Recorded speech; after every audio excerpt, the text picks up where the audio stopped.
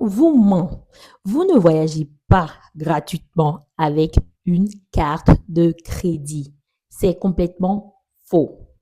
Et le pire, c'est que certaines personnes s'endettent lourdement juste pour suivre ce qu'on leur dit de faire sur les réseaux sociaux. Aujourd'hui, je vais vous montrer la vérité avec des chiffres réels et mon exemple. Si vous êtes sur YouTube, sur Facebook, sur TikTok, sur Instagram, vous avez sûrement déjà entendu ça. Voyager gratuitement grâce aux cartes de crédit. Prends ces cartes de crédit et tu pourras voyager gratuitement. J'ai voyagé business class sans rien payer. Et honnêtement, ça donne envie. Qui ne voudrait pas voyager en business class sans rien payer? Pour les gens qui ont déjà goûté à la business class, the comfort level is A1. Mais ce qu'on ne vous explique pas, c'est comment ça fonctionne. Et surtout, ce que ça peut vous coûter. L'Américain n'est pas bête. Les États-Unis est un pays très capitaliste. Et l'Américain ne fait rien pour rien. Retenez ça.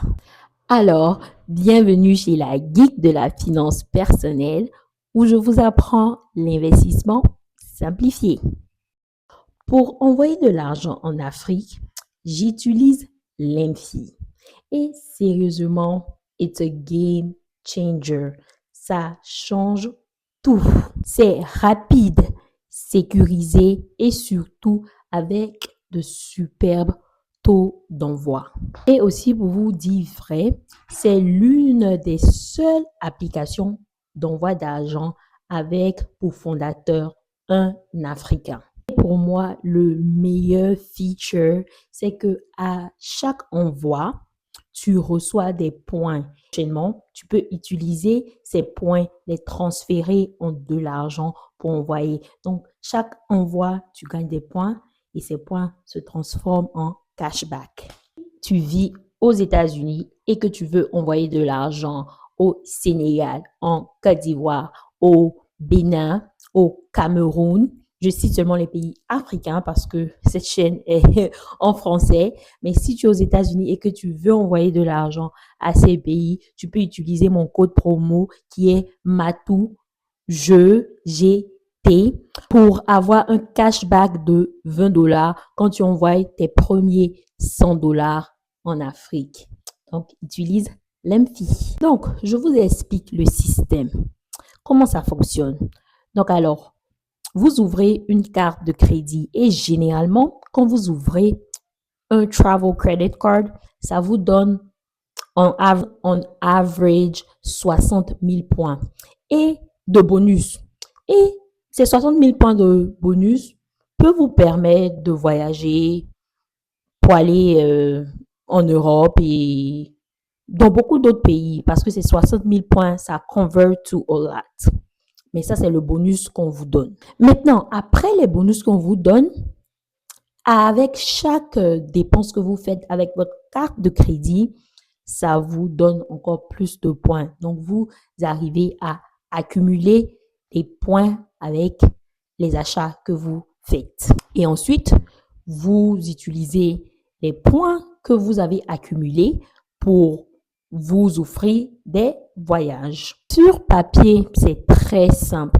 Sur papier, ça sound like free money, de l'argent gratuit, mais c'est pas aussi simple. En réalité, chaque point quitte de quelque part et ce quelque part là, c'est votre poche. Je vais vous parler et vous montrer mon cas réel pour mieux expliquer. Vous voyez ici, j'ai utilisé 75 000 points pour voyager. Et prenons un step back. Ces 75 000 points, il n'y a pas de bonus dedans. C'est 75 000 points d'achat que j'ai fait. J'ai ouvert ma Travel Credit Card il y a cela 3 ans. Et quand j'ai ouvert la carte, on m'a donné un bonus de 60 000 points. J'ai pris ces 60 000 points et je me suis acheté un billet d'avion. J'ai voyagé. Est-ce qu'on peut dire que c'était gratuit? c'était juste mon bonus. Maintenant, après ces 60 000 points, j'ai commencé à accumuler des points. Et mes points ont atteint 75 000 points de mon propre argent. Maintenant, ce que les gens ne vous disent pas, pour pouvoir accumuler ces 75 000 points, j'ai dû dépenser plus de 40 000 dollars. Encore, je répète, j'ai dû dépenser plus de 40 000 dollars. Donc, est-ce qu'on peut dire que ce voyage a été gratuit pour moi? Est-ce qu'on peut... À vous de me dire si c'est vraiment gratuit. J'ai dû dépenser 40 000 dollars pour avoir 75 000 points qui m'ont permis de voyager. Donc, les points ne descendent pas du ciel. Les points quittent de quelque part. Vous devez dépenser pour pouvoir avoir ces points. Maintenant, les gens aiment dire que, bon, on a toujours nos everyday dépenses. On a nos dépenses de tous les jours. Donc, mieux vaut profiter. Ce que vous ne comprenez pas, c'est que les gens aiment dire que, bon, de toute façon, je vais faire ces dépenses. Donc, mieux vaut profiter des points. Mais c'est mental. Une fois que vous prenez une carte de crédit à points, déjà mentalement, ça pousse beaucoup de gens. Les gens qui ne sont pas forts financièrement, ça les pousse à acheter tout et n'importe quoi parce qu'ils se disent que en achetant ça, je peux m'offrir des voyages.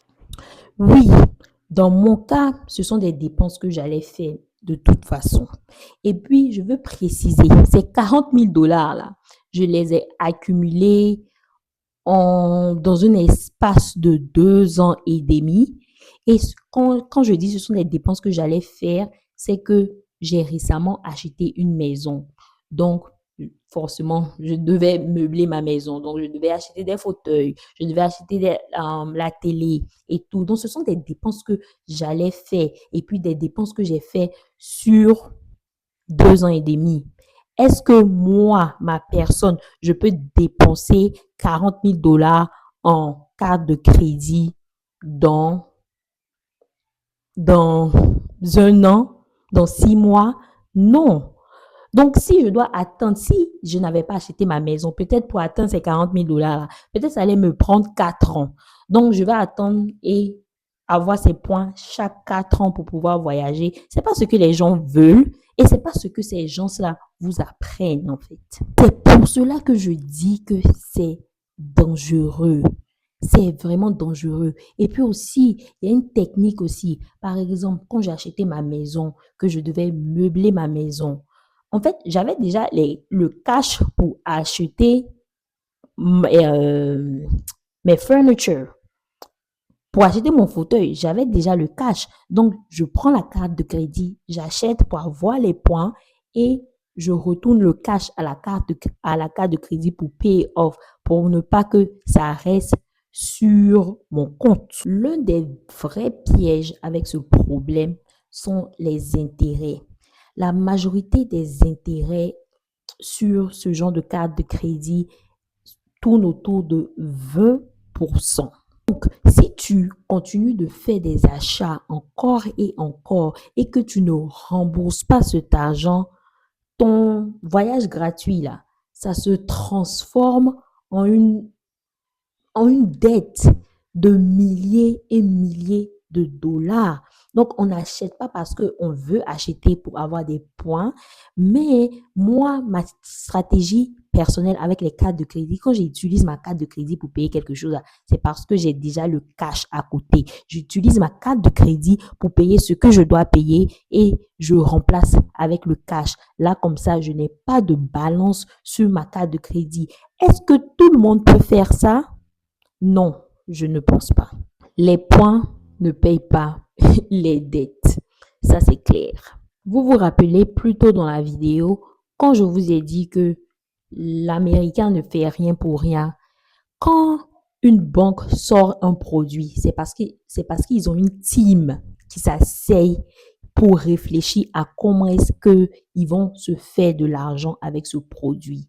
Avec ce produit, la banque gagne de l'argent avec le taux d'intérêt, avec les frais annuels et les retards de paiement parce que ils savent, ils utilisent l'humain.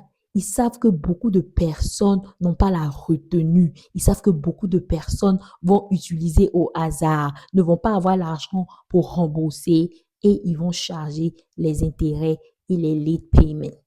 Et certains créateurs de contenu qui poussent ce produit à la communauté, ben, ils gagnent de l'argent avec les liens de parrainage. Donc, le plus de cartes de crédit que vous ouvrez, le plus d'argent eux, ils se font. Et c'est pour cela qu'ils vous poussent à ouvrir des cartes de crédit en vous disant que vous pouvez voyager en Afrique gratuitement. Le message de beaucoup de ces créateurs de contenu, c'est d'ouvrir beaucoup de cartes de crédit et avoir plusieurs bonus. Imaginez si vous ouvrez 3, 4, 5, 6 cartes de crédit et vous prenez tous ces bonus-là, vous accumulez et vous transférez ça et vous prenez ces points-là pour vous acheter des cartes de crédit, pour vous acheter un billet d'avion. Bien sûr que vous allez pouvoir acheter un billet d'avion business class. Donc, bien sûr, mais est-ce que ouvrir tous ces cartes de crédit-là est intelligent? Est-ce que ça va vous bénéficier dans le futur? Je ne pense pas. Et une chose aussi que je veux stresser là-dessus, c'est que le plus de cartes de crédit que vous ouvrez, en fait, ça affecte votre credit score. Ça affecte votre credit score. Donc, si vous avez intention d'acheter une voiture avec crédit ou acheter une maison, mais ça vous tue en fait. Vous savez, voyager gratuitement ne doit jamais vous coûter votre stabilité financière. Et à ça, moi, je dis non. Je ne vais pas dire que certaines personnes n'utilisent pas les points intelligemment. Oui, certaines personnes utilisent des points intelligemment. Moi, je pense que j'utilise les points intelligemment parce que je n'utilise pas les points pour vouloir voyager chaque 6 mois ou pour vouloir voyager chaque 1 an. J'utilise ma carte de crédit pour mes everyday purchases et je comprends que mes everyday purchases ne vont pas me permettre de voyager en business class chaque 6 mois et je suis OK avec ça. À chaque fois que j'utilise ma carte de crédit, à la fin de chaque statement, je pay everything off. Est-ce que tout le monde peut faire ça? Je ne pense pas. Donc, je veux vraiment que les gens enlèvent dans leur tête que c'est gratuit. C'est pas gratuit. C'est pas quelque chose que tu dois prendre à la légère. Quand vous payez les courses et on vous dit d'ouvrir 10 cartes de crédit pour avoir des bonus pour voyager, ne pensez pas que c'est intelligent. Ne pensez pas que la personne vous ouvre les yeux. La personne vous abrutit, si je peux dire ça. Ce n'est jamais une bonne idée. Ouvrir plus de one credit card, franchement, il y a des gens qui disent qu'ils font ça intelligemment, que je peux ouvrir 10 credit cards. Je sais comment faire, je sais comment ça fonctionne. Et à eux, je dis alléluia, je dis si vous pouvez faire, mais je peux garantir que pour 90%, pour 90% de ces personnes, ça finit jamais bien. Je ne veux pas que vous pensiez que je dis que les cartes de crédit sont mauvaises. Non, les cartes de crédit ne sont pas mauvaises. Moi-même, j'ai une carte de crédit, donc je ne peux pas venir m'asseoir ici pour dire que les cartes de crédit sont mauvaises. Mais je dis seulement qu'elles doivent être utilisées intelligemment. Et les gens, les créateurs de contenu qui font du contenu pour dire aux gens qui peuvent utiliser les points pour voyager, je veux que vous donniez la bonne information. Et la bonne information, c'est de ne pas ouvrir juste des cartes de crédit pour pouvoir utiliser pour voyager. Ça, c'est pas la bonne information. Si je peux vous donner des conseils, c'est de toujours payer votre solde de carte de crédit. Dépensez pas seulement pour les points. Dépensez pour vos besoins. Si vous avez besoin de quelque chose, vous dépensez et rassurez-vous que vous avez de l'argent de côté pour rembourser. Gardez le contrôle de vos finances. Parce que au final, le vrai but, le vrai goal, c'est pas de voyager gratuitement, mais c'est d'être financièrement libre. Ne vous laissez plus avoir. Si vous voulez que je fasse une vidéo pour donner plus d'informations à comment utiliser la carte de crédit intelligemment, dites-moi en commentaire. Merci de m'avoir regardé jusque-là et à très bientôt pour une prochaine vidéo. N'oubliez pas de liker, de commenter, de partager. Merci et bye bye.